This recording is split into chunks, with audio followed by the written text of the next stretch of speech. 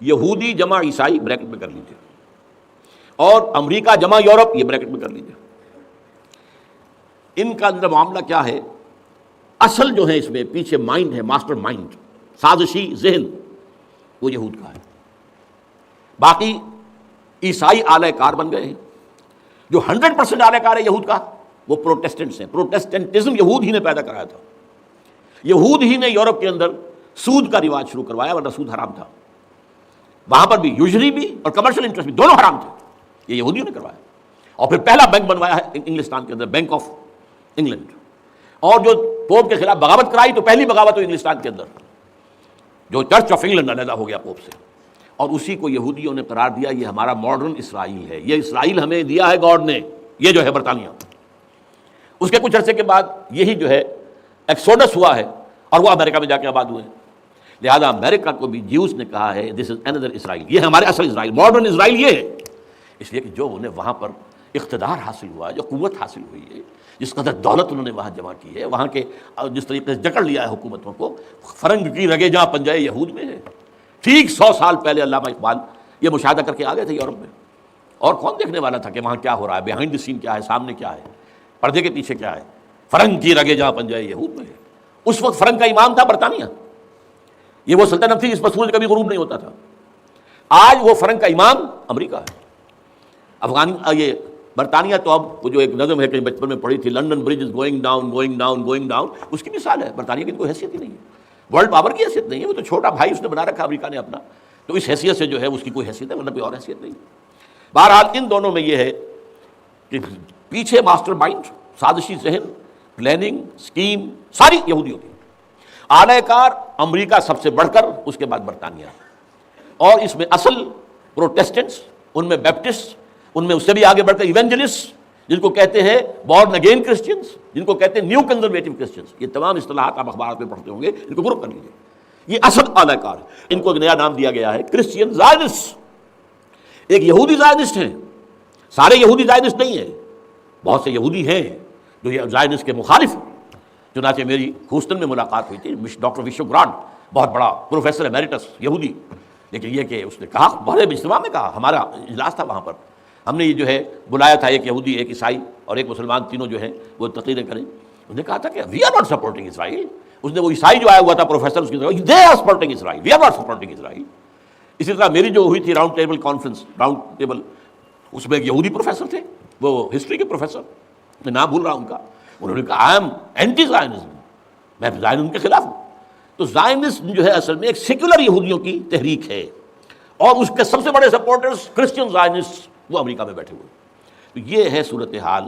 یہ جان لیجئے کیتھولکس جو ہیں یہ اتنے پرو یہودی نہیں ہیں، اب رفتہ رفتہ وہ بھی اس کے اندر آ کر شامل ہو گئے۔ یورپ جو ہے زیادہ Catholics, Roman Catholics, Roman Catholics کا یہ بھی آپ نے جملہ پڑھ سنا ہوگا کہ یہ جو ترکی جو ہے ہمارا ملک، یہ جو کوشش کرتا رہتا ہے گھسنے کی یورپین یونین کے اندر، تو ایک دفعہ جان شراق نے کہا تھا، بڑا پیارا جملہ تھا، why doesn't Turkey understand that we are a Christian club. یہ ہماری جو یونین ہے یورپین، یہ تو کرسچین کلب ہے، وہ مسلمان ہے، وہ کس وجہ سے آنا چاہتا ہے بندہ، کیوں تو خود داخل ہونا چاہتا ہے؟ Why doesn't Turkey understand that we are a Christian club. لیکن یہ ہے رومن کیتھولکس، اور ان کا میں بعد میں آپ کو بتاؤں گا۔ یہی آپ کو معلوم ہے کہ یورپ نے عام طور پر اسرائیل کا اتنا ساتھ نہیں دیا جتنا جو امریکہ دیتا رہا ہے، اور کسی درجے میں ان کے دلوں میں سافٹ کارنر جو ہے عرب فلسطینیوں کے لیے بھی رہا ہے۔ یہ معاملہ ایران کے بارے میں بھی رہا ہے، جس قدر اسٹرانگ ایکشن امریکہ لینا چاہتا ہے، یہ جو ہے اس کے ساتھ نہیں ہے۔ تو یہ دونوں سے فرق ہے، وہ میں اس کا ایک بنیاد بعد میں بتا دوں گا آپ کو۔ بہرحال ان کا ایک جو ایجنڈا ہے وہ دو، سمجھیے کہ دو اس کے نکات ہیں، دو رسیوں کے مانند یہ آپس میں بٹا ہوا ہے۔ پہلا، عالم اسلام کے مادی اور مالیاتی وسائل خصوصاً تیل پر قبضہ۔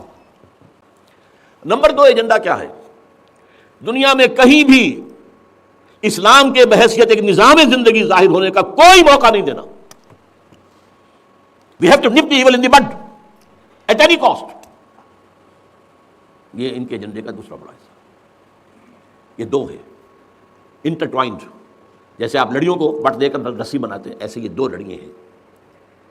اسلام کا پولیٹیکل سوشو اکنامک سسٹم کہیں نہ آ جائے دنیا میں، ہو نہ جائے آشکارا شر پیغمبر کہیں، یہ ابلیس نے کنکلوڈ کیا ہے، وہ جو ابلیس کی مجلس شورا ہے، ہو نہ جائے آشکارا شر پیغمبر، کہیں ایسا نہ ہو کہ پیغمبر کی شریعت دنیا کے سامنے آ جائے، پیغمبر کا نظام آ جائے۔ الحذر، آئین پیغمبر سے 100 بار الحذر، حافظ ناموس زن، مرد آزما مرد آفری، یہ معاشرتی نظام ہو گیا۔ موت کا پیغام ہر نوع غلامی کے لیے، نہ کوئی فخفور و خاکہ، نہ گدائے رہنشی، یہ سیاسی نظام آ گیا، اور کرتا ہے دولت کو ہر آلودگی سے پاک و صاف۔ منعموں کو مال و دولت کا بناتا ہے امین، تم دولت کے امین و مالک نہیں ہو۔ اور اس سے بڑھ کر اور کیا فکر و عمل کا انقلاب، بادشاہوں کی نہیں، اللہ کی ہے یہ زمین، ان الارض للہ۔ یہ نظام کہیں نہ آ جائے دنیا میں، یہ جس پہ کہ وہ خطرہ محسوس کر رہا تھا۔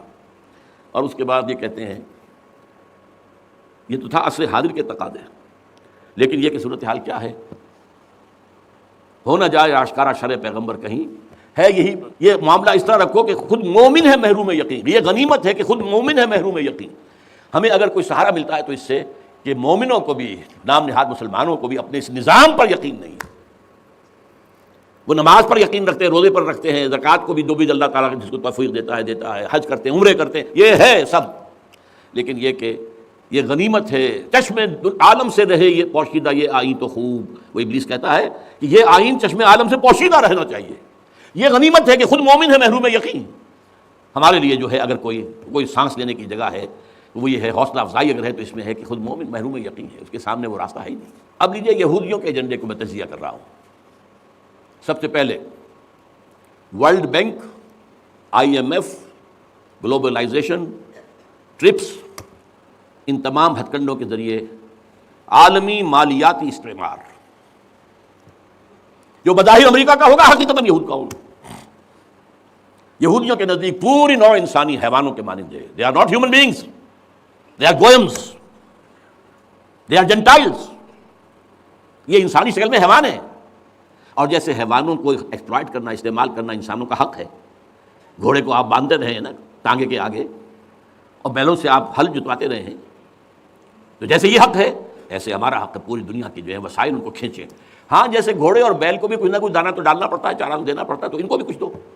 یہ پوری نوع انسانی ورکرز بن کر رہ جائے، حیوان بن جائیں، بالکل شہوت کے غلام بنا دو انہیں، اخلاقی اقدار کا بیڑا غرق کر دو، خاندانی نظام کو تہوبالا کر دو۔ یہ باقاعدہ جو protocols of the elders of the Zion تھے ان سب میں موجود ہے لکھا ہوا، جو 1897 میں انہوں نے پاس کیا اپنا پروگرام، بیسل میں، سوئٹزرلینڈ کا ایک شہر ہے۔ Protocols of the elders of the Zion, ان کو حیوان بنا دو، بس حیوانوں سے کام لیتے رہو۔ ہاں ان کی کمائی کا کچھ حصہ ان کے لیے چھوڑ دو، وہ بھی زندہ رہیں، وہ بھی آخر کام کیسے کریں گے، اور اصل جو ہے ملائی کھینچ دو اپنے اس نظام کے ذریعے سے۔ World bank, IMF، stock exchange, TRIPS, globalisation, اس کے ذریعے سے عالمی مالیاتی استعمار۔ نمبر 2 ایک ہے ان کا ایجنڈا، یہ تو عالمی ہے۔ دوسرا ایجنڈا کیا ہے؟ وہ لوکل ہے۔ وہ کیا ہے؟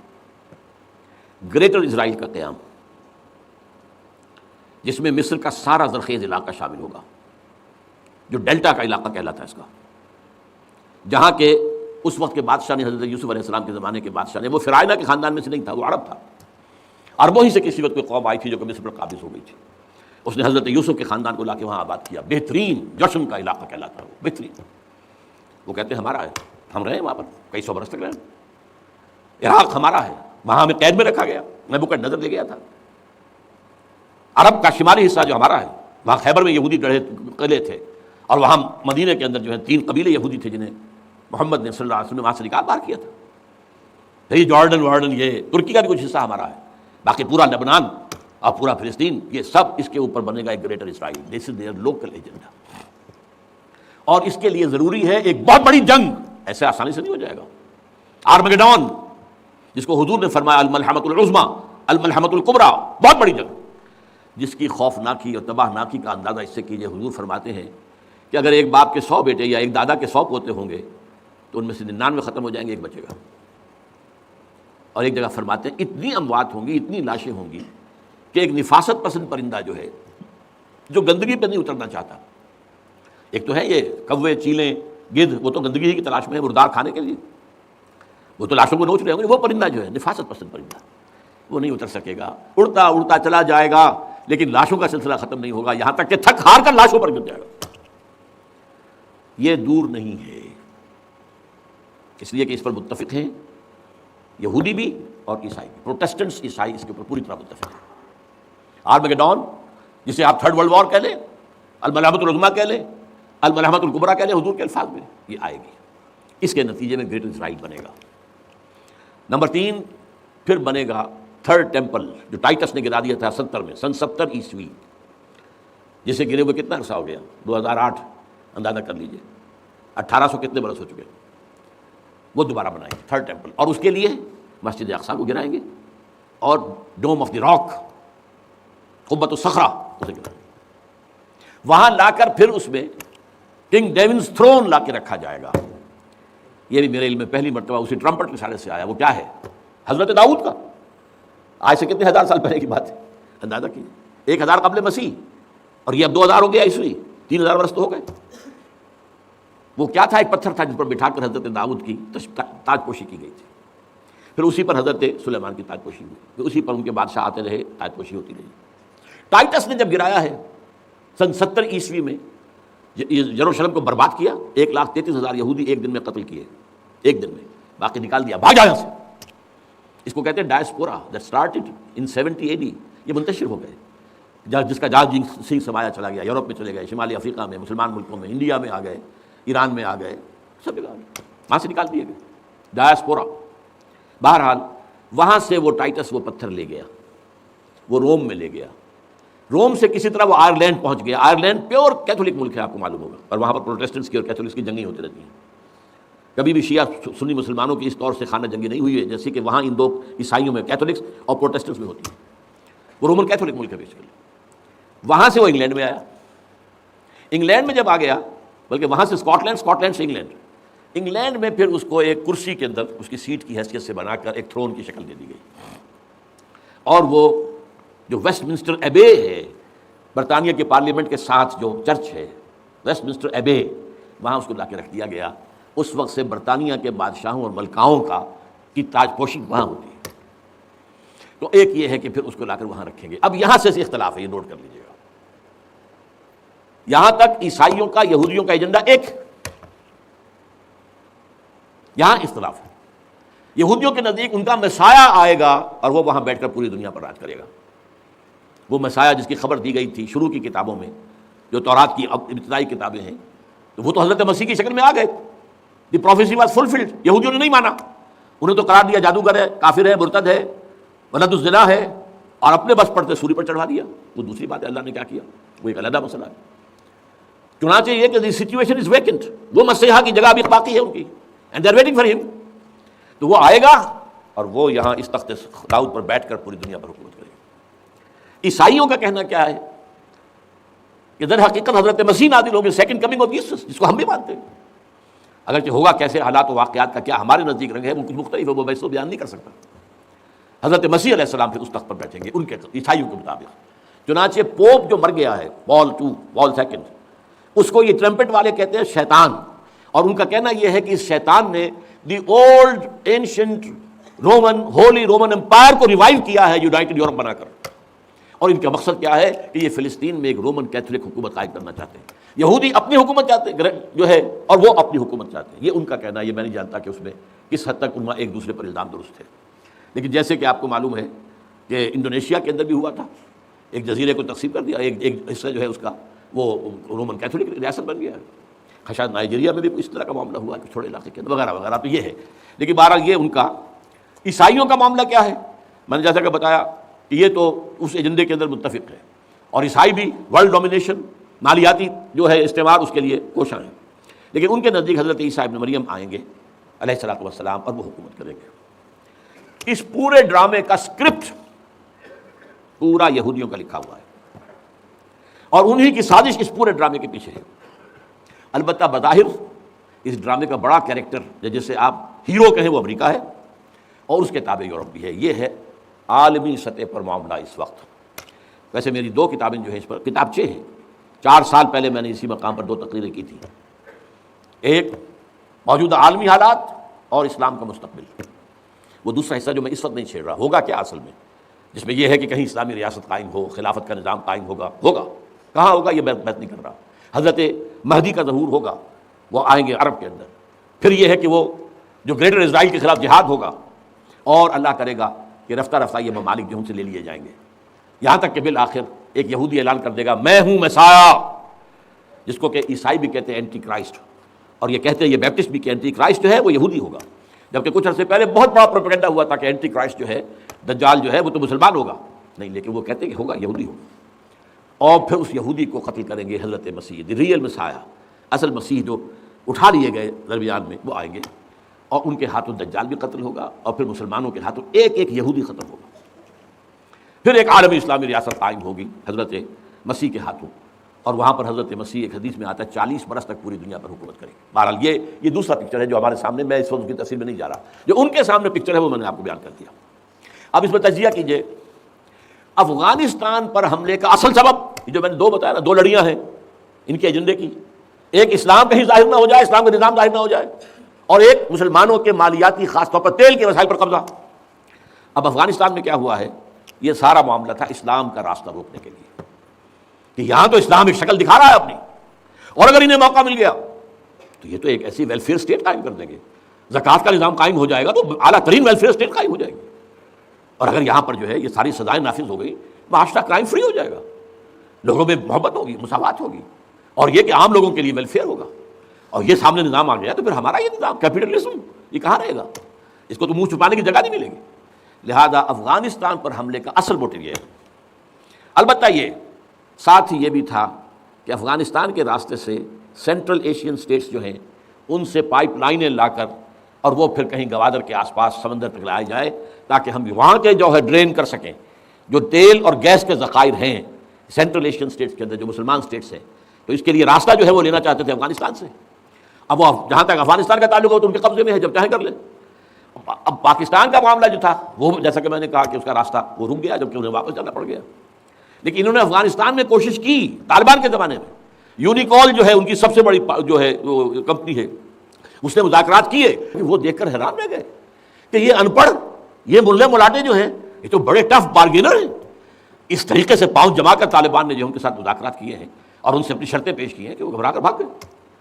یہ صورتحال بھی تھی افغانستان پر قبضہ کرنے میں، لیکن یہ ہے کہ اصل کیا تھا کہ وہ اسلام کی کوئی شکل دنیا کے سامنے نہ آنے پائے، جو ان کا میجر ہے، اسی لیے پورا عالم کفر جمع ہے امریکہ۔ اچھا، اس میں یہ بھی ذہن میں رکھیے کہ افغانستان کے بارے میں یہودیوں کے علم میں ہے کہ حضور کی حدیث کیا ہے۔ حضور کی حدیث ہے یخرج من خراسانہ رایات سود، خراسان کے علاقے سے کالے جھنڈے لے کر فوجیں چلیں گی، لا یردھا شیء، کوئی طاقت ان کو رخ نہیں موڑ سکے گی، حتیٰ تنصب ایلیا، یہاں تک کہ وہ آ کے بیت المقدس میں جھنڈے گاڑ دیے جائیں گے۔ دے نو اٹ، یہ جان لیجئے، یہ لوگ پڑھے لکھے لوگ ہیں۔ میں آپ کو ایک واقعہ سناتا ہوں، جب 1967 میں یہودیوں کو فتح ہوئی بہت بڑی، اور پورا یروشلم اب ان کے قبضے میں آ گیا، ایسٹ یروشلم جو کہ ابھی جارڈن کے قبضے میں تھا، تو جب موشے دایان تھا وہ کانا، وہ داخل ہوا فاتح کی حیثیت سے، تو اس کے ساتھ ایک ربائی تھا، بہت بڑا چیف ربائی یہودیوں کا، بہت بڑا عالم، اور وہ رو پڑا، تھا تو فتح کا وقت، خوشی کا، رویا۔ So this is the beginning of the end, یہ الفاظ آئے اخبارات کے اندر، گویا کہ اب یہ آخری ڈرامہ جو ہے شروع ہو گیا ہے۔ وہ آخری ڈرامہ انہیں معلوم ہے، ان کی تباہی پر ختم ہونا ہے۔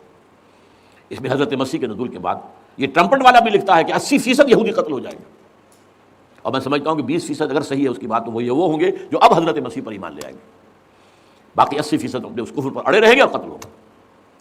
اسی طرح حضور کی ایک حدیث ہے کہ جب یہودیوں کا قتل عام ہو رہا ہوگا، اگر مسلمان قتل کریں گے تو اگر کسی درخت کے پیچھے یہودی چھپا ہوگا تو درخت پکارے گا، اے مسلمان، ہاں عبداللہ آؤ ادھر، یہ میرے پیچھے یہودی چھپا ہوا، قتل کرو اسے۔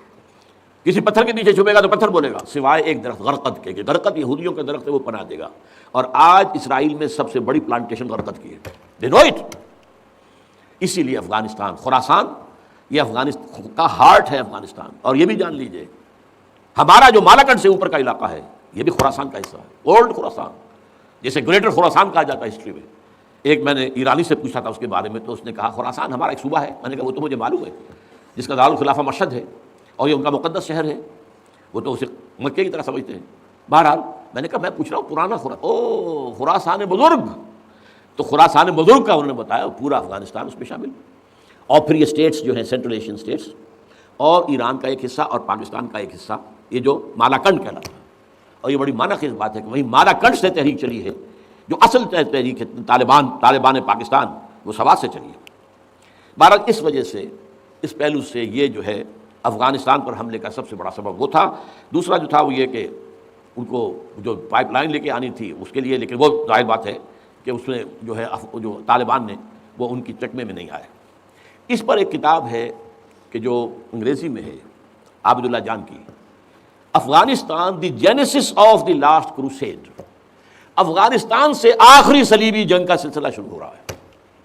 بہت جو ہے چشم کشا ہے، معلومات افزا ہے، انگریزی میں ہے۔ اچھا، عراق میں معاملہ برعکس تھا۔ عراق میں تیل کا معاملہ بھی تھا تو وہ صرف امریکہ کا تھا۔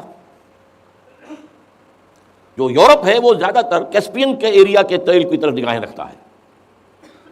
یہ جو ہے یہ اصل میں سارا جو ہے یہ امریکہ کا معاملہ ہے۔ اور دوسری طرف یہ کہ یہاں کو مذہبی سلسلہ نہیں تھا، حالانکہ تھا، وہ یہودیوں کا تھا۔ وہ کیا تھا؟ Extension, first step towards the establishment of greater Israel.